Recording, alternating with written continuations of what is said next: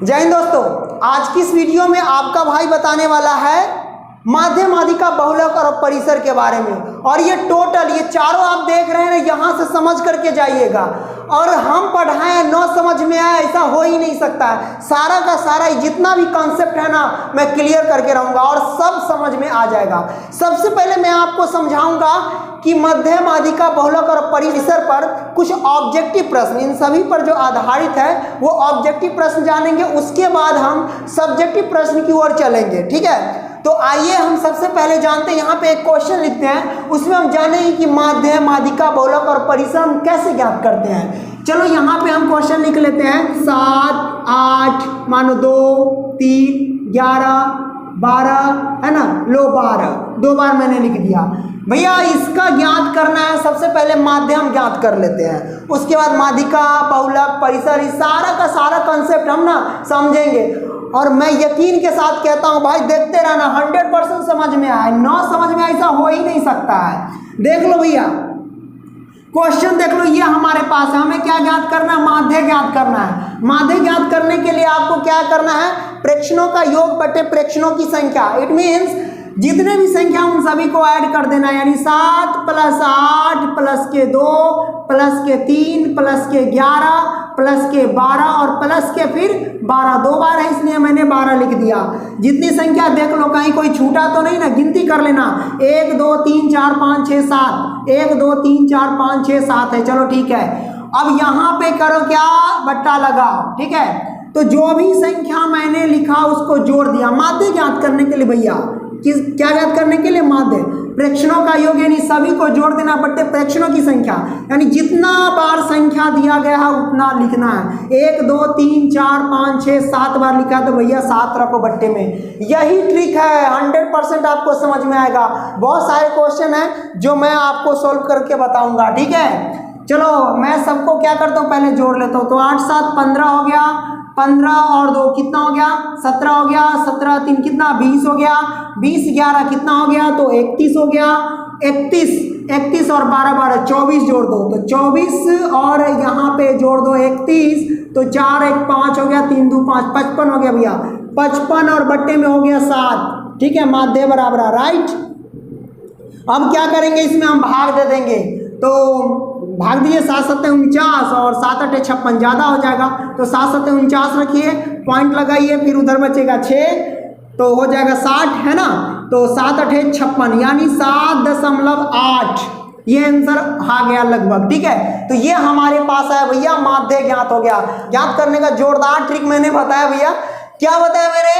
कि प्रेक्षणों का योग यानी जितनी संख्या दिया रहे ना भैया, उन सभी का योग कर देना है और जितना संख्या दिया है उसके नीचे रख देना है। यानी सभी संख्या को जोड़ दो और जितना बार दिया है वो रख दो बट्टे में और भाग दे दो, भैया आपका आंसर आ गया, ठीक है। तो हमने देखा ऑब्जेक्टिव टाइप में माध्य ज्ञात करके मैंने देख लिया, ठीक है। अब हम बात करते हैं माध्यिका की ओर चलते हैं, ठीक है।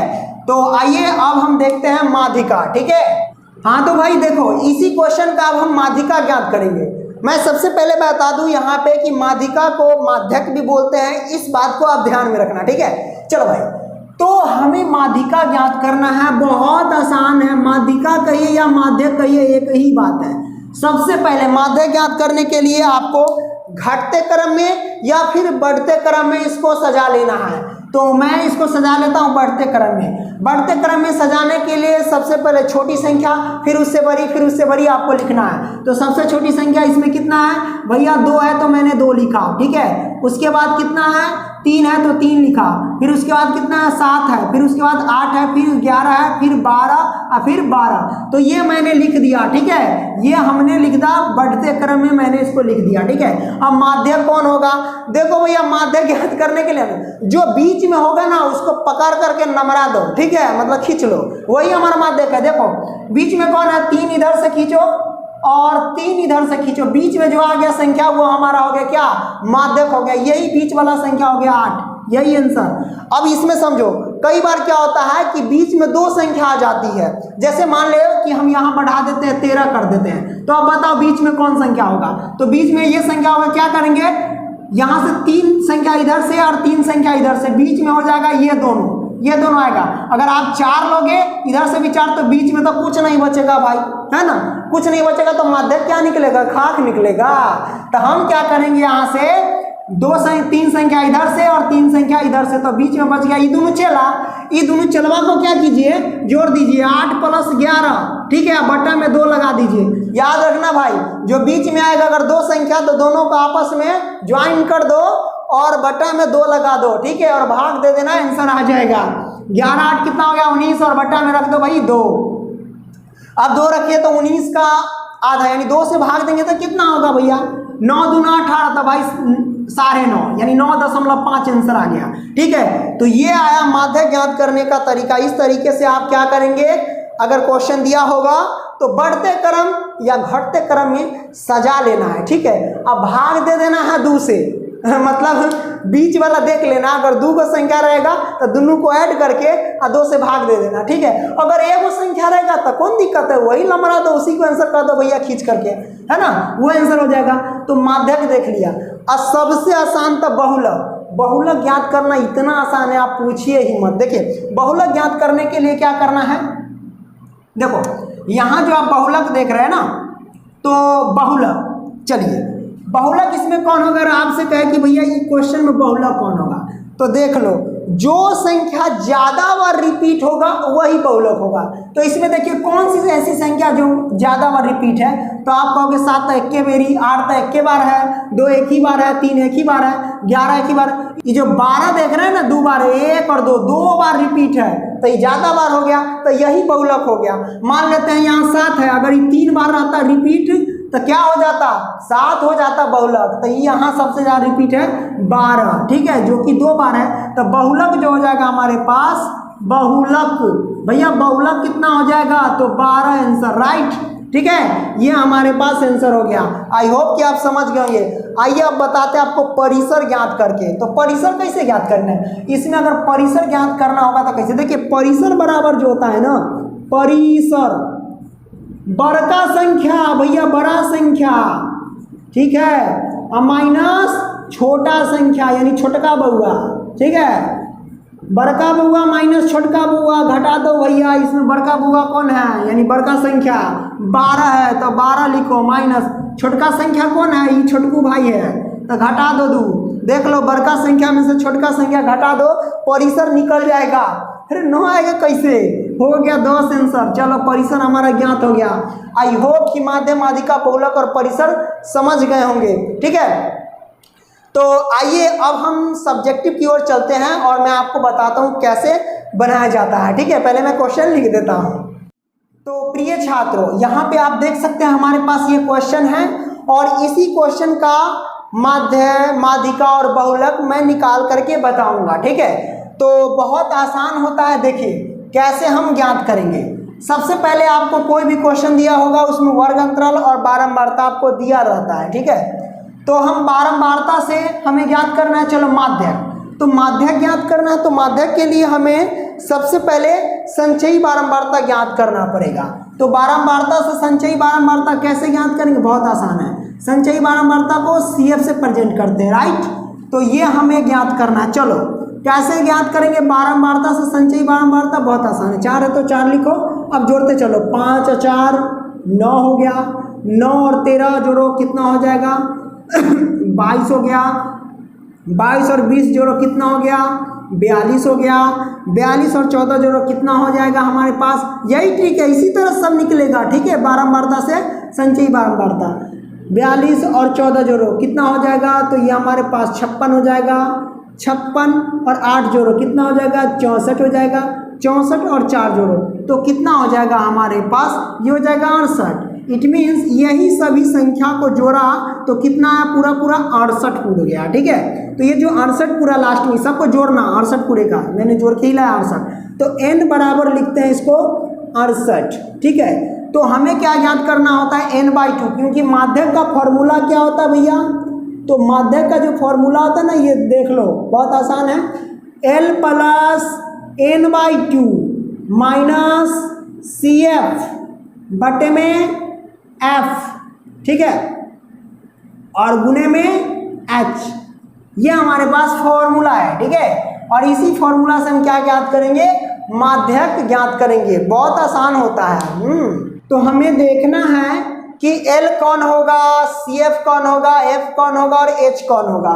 बहुत आसान है। देखो भैया, सबसे पहले सब निकालने के लिए हमें क्या करना पड़ेगा, n/2। ये जो n बराबर 68 है, इसका आधा करेंगे तो n/2 हमें ज्ञात करना है। n/2 क्या है, n के जगह पे 68 है तो 68 लिखिए और /2 लिखिए। इसको भाग देंगे तो कितना आएगा हमारे पास, 34 आएगा भैया। काटेंगे।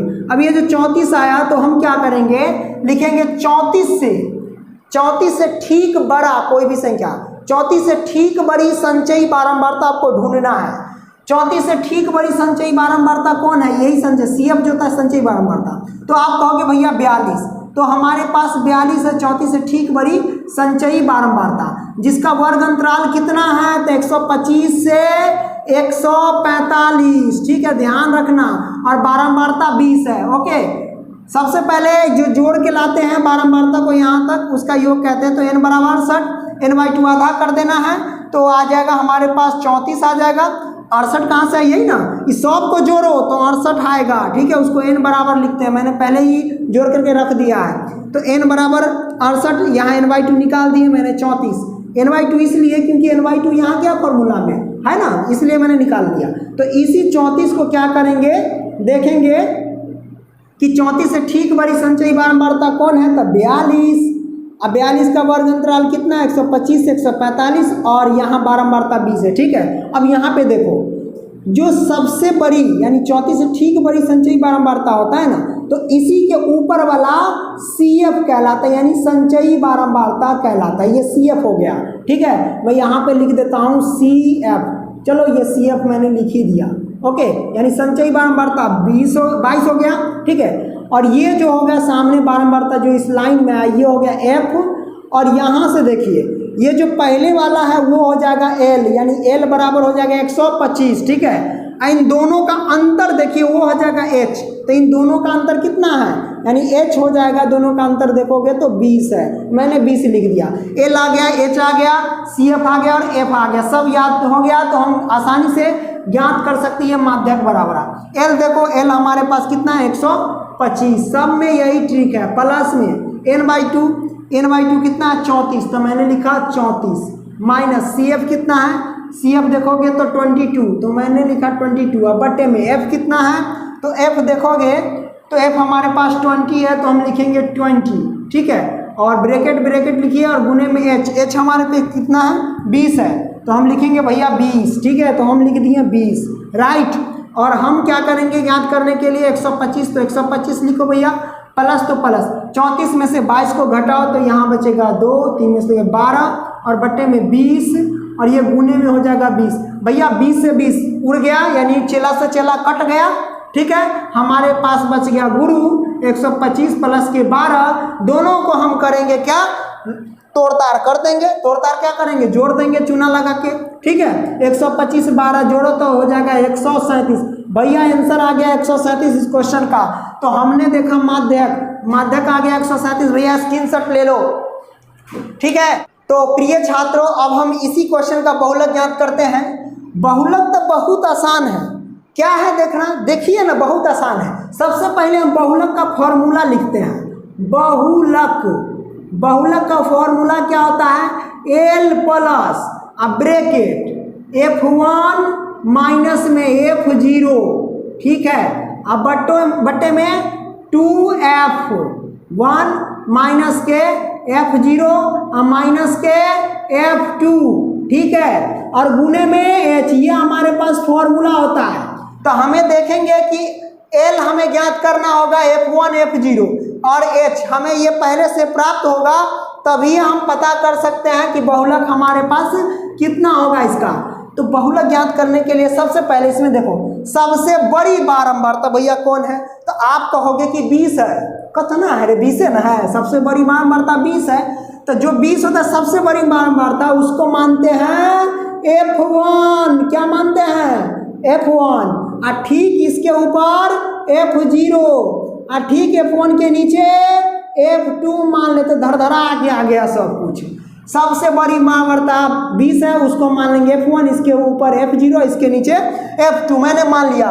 और ठीक इसके सामने जाइएगा तो E आएगा वर्ग अंतराल, तो वर्ग अंतराल का जो पहला होगा वो हमारा कहलाएगा L, तो L बराबर हो जाएगा 125। और दोनों का अंतर देख लीजिए, दोनों के अंतर कितना है, तो 20 का है भैया, इसका जो अंतर यानी H बराबर हो जाएगा 20। सब आ गया, प्राप्त हो गया।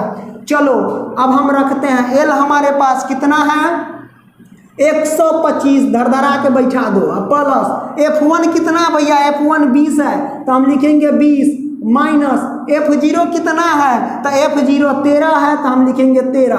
अब बट्टे में 2 है तो 2, और गुने में F1 कितना 20 है, तो 20, और माइनस F0 कितना है 13, तो 13, और माइनस F2 कितना है, तो 14, तो हम लिखेंगे 14। ठीक है, और गुने में H कितना है रे भाई, H यानी अंतर, तो अंतर है 20, तो हम लिखेंगे 20। आ गया। चलो अब हम क्या करेंगे 125 प्लस में, अरे 20 में से 13 घटा तो कितना बचेगा, 7 बचेगा।